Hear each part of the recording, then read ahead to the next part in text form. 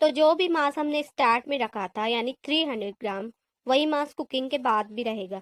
मतलब mass of A plus mass of B equal to mass of C plus mass of D. आपने देखा कि reaction होने से पहले और बाद में सॉल्यूशन का वेट 45 ग्राम, इसलिए वाटर का मास हमें मिला है 45 ग्राम। बच्चों 1789 में ऑन्टोन लिवाइजे नामी एक साइंटिस्ट ने लॉ ऑफ कंजर्वेशन ऑफ मास को प्रपोज किया। उन्होंने अपना एक्सपेरिमेंट करने के बाद स्टेटमेंट दी। स्टेटमेंट है mass is neither created nor destroyed in a chemical reaction. मतलब एक केमिकल रिएक्शन में मास ना ही बनाया जा सकता है ना ही डिस्ट्रॉय किया जा सकता है। हाँ, ये एक फॉर्म से दूसरे फॉर्म में कन्वर्ट हो सकता है। उन्होंने कहा कि अगर एक क्लोज्ड सिस्टम में अगर एक रिएक्शन हो तो रिएक्टेंट और प्रोडक्ट दोनों के मास का अमाउंट सेम रहेगा। मास ना ही कम होगा और ना ही ज्यादा होगा। इस लॉ को हम एक एग्जांपल से समझने की कोशिश करते हैं। मान लो तुम्हारे पास 100 ग्राम चावल है और उसमें तुम 200 ग्राम वाटर ऐड करते हो। अब तुम्हारे पास टोटल मास कितना हो गया? 300 ग्राम। अब जब तुम इस चावल और पानी को पकाओगे तो पानी कुछ अमाउंट में एवापरेट हो सकता है, लेकिन अगर हम प्रेशर कुकर यूज करें तो उसमें से पानी बाहर नहीं जा पाएगा। तो जो भी मास हमने स्टार्ट में रखा था यानी 300 ग्राम, वही मास कुकिंग के बाद भी रहेगा। मतलब रिएक्शन से पहले और बाद में मास सेव है, मतलब कंजर्व है। मास ना ही कम हुआ है ना ही ज्यादा हुआ है। इस लॉ को हम एक और एग्जांपल से समझने की कोशिश करते हैं। कंसीडर हाइड्रोजन और ऑक्सीजन मिलकर वाटर फॉर्म कर रहे हैं। रिएक्शन में 4 हाइड्रोजन एटम जिनका मास है 2 ग्राम और 2 ऑक्सीजन एटम जिनका मास है 16 ग्राम मिलकर वाटर फॉर्म कर रहे हैं। यहाँ पर रिएक्टेंट मतलब हाइड्रोजन और ऑक्सीजन का टोटल मास 18 ग्राम है।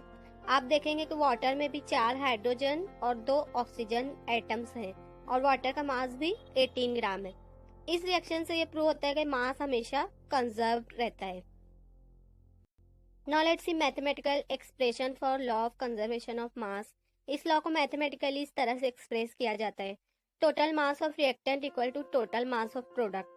फॉर एग्जाम्पल एक केमिकल रिएक्शन हम देखें तो अगर ए और बी रिएक्टेंट कंबाइन होकर सी और डी प्रोडक्ट फॉर्म करे तो इसके law of conservation of mass का फॉर्मूला हो जाएगा mass of A plus mass of B equal to mass of C plus mass of D.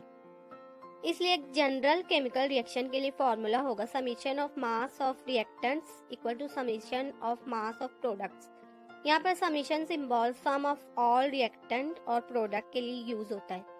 इस इक्वेशन से हमें ये पता चलता है एक केमिकल रिएक्शन में टोटल मास कांस्टेंट रहता है, सेव रहता है या कंजर्व रहता है। बच्चों, अब हम इस प्रिंसिपल को 2 अलग अलग एक्सपेरिमेंट के थ्रू और अच्छी से समझने की कोशिश करते हैं।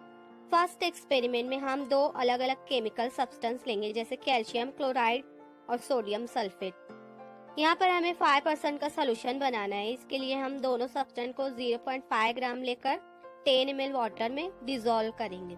सोल्यूशन तैयार करने के बाद हम कोनिकल फ्लास्क में सोडियम सल्फेट लेंगे और इग्निशन ट्यूब में कैल्शियम क्लोराइड लेंगे। फिर इग्निशन ट्यूब को फ्लास्क में एहतियात से लटकाकर कॉर्क लगाकर उसका वेट मेजर करेंगे जो 300 ग्राम है।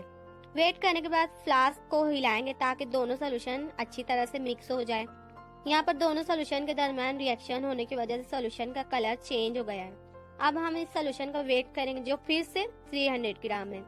आपने देखा कि रिएक्शन होने से पहले और बाद में सोल्यूशन का वेट सेम है, इसलिए इस एक्सपेरिमेंट से ये प्रूव होता है कि रिएक्शन होने पर भी मास हमेशा कंजर्व रहता है। सेकंड एक्सपेरिमेंट में हम आइस के कुछ पीसेस लेंगे। अब हम इन पीसेस को बीकर में लेकर उसका वेट मेजर करेंगे। मान लो कि उसका वेट है 50 ग्राम। फिर हम बीकर को कुछ देर रूम टेम्परेचर पर टेबल पर रख देंगे। आप देखेंगे कुछ टाइम बाद बीकर के अंदर मौजूद आइस मेल्ट हो जाएंगे। जब आप बीकर का वेट करेंगे तो इसका वेट भी 50 ग्राम ही मिलेगा। आपने देखा कि स्टेट चेंज होने से पहले और बाद में आइस और वाटर का वेट सेम है, इसलिए इस एक्सपेरिमेंट से ये प्रूव होता है कि स्टेट चेंज होने पर भी मास हमेशा कंजर्व रहता है। Now let's see numericals. First question है, in a reaction 12 grams of carbon reacts with 32 grams of oxygen to produce carbon dioxide. Calculate the mass of carbon dioxide formed. मतलब एक reaction है जिसमें 12 ग्राम कार्बन 32 ग्राम ऑक्सीजन के साथ मिलकर carbon dioxide form कर रहा है। हमें ये पता लगाना है कि कार्बन डाइऑक्साइड का मास कितना है। इसलिए according to law of conservation of mass, इसके लिए फॉर्मूला है mass of reactant equal to mass of product. यहाँ पर कार्बन और ऑक्सीजन रिएक्टेंट्स हैं। अगर हम इनका मास ऐड करें तो हमें प्रोडक्ट का मास मिल जाएगा। इसलिए 12 gram plus 32 gram equal to 40 gram. इसलिए कार्बन डाइऑक्साइड का मास हमें मिला है 40 ग्राम। सेकंड क्वेश्चन है 5 grams of hydrogen reacts with 40 grams of oxygen to form water. Calculate the mass of water produced. मतलब एक रिएक्शन में 5 ग्राम हाइड्रोजन 40 ग्राम ऑक्सीजन के साथ मिलकर वाटर फॉर्म कर रहा है। हमें ये फाइंड आउट करना है कि वाटर का मास कितना है।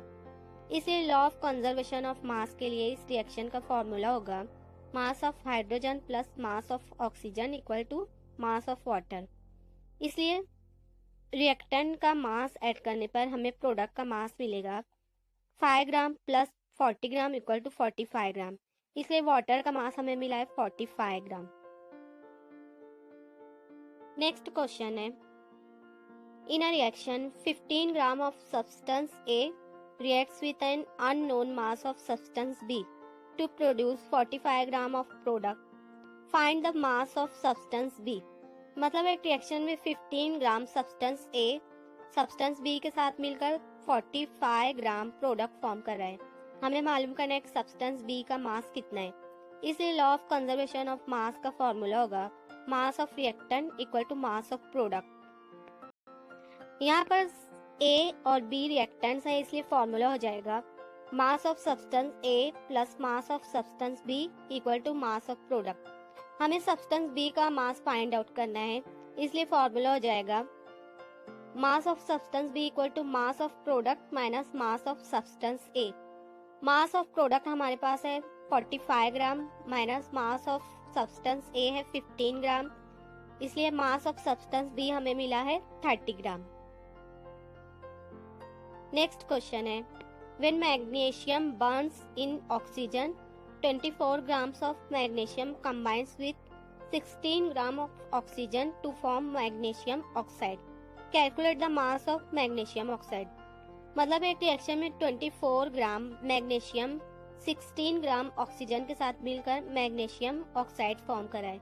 हमें मैग्नीशियम ऑक्साइड का मास कैलकुलेट करना है। इसलिए law of conservation of mass का फॉर्मूला है mass of reactant equal to mass of product. So magnesium और ऑक्सीजन का मास ऐड करें तो हमें मैग्नीशियम ऑक्साइड का मास मिल जाएगा 24 gram plus 16 gram equal to 40 gram. इसलिए मैग्नीशियम ऑक्साइड का मास होगा 40 ग्राम।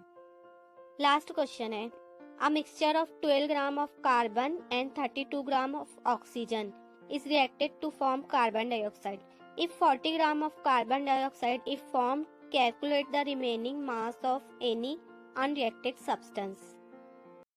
मतलब 12 ग्राम कार्बन 32 ग्राम ऑक्सीजन के साथ रिएक्ट होकर कार्बन डाइऑक्साइड फॉर्म कर रहा है। अगर कार्बन डाइऑक्साइड का मास 40 ग्राम है तो हमें अनरिएक्टेड सब्सटेंस का मास कितना है ये फाइंड आउट करना है।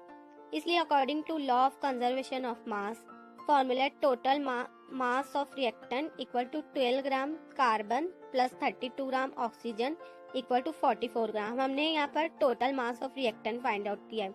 टोटल मास ऑफ प्रोडक्ट है 40 ग्राम जो कार्बन डाइऑक्साइड है।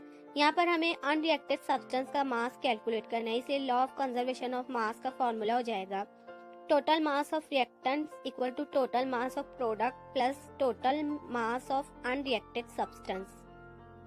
फॉर्मूला रीअरेंज करने पर इक्वेशन हो जाएगी mass of unreacted substance equal to total mass of reactants minus total mass of product. हमें अनरिएक्टेड सब्सटेंस का मास कैलकुलेट करना है, इसलिए हमने फॉर्मूले को रीअरेंज किया है।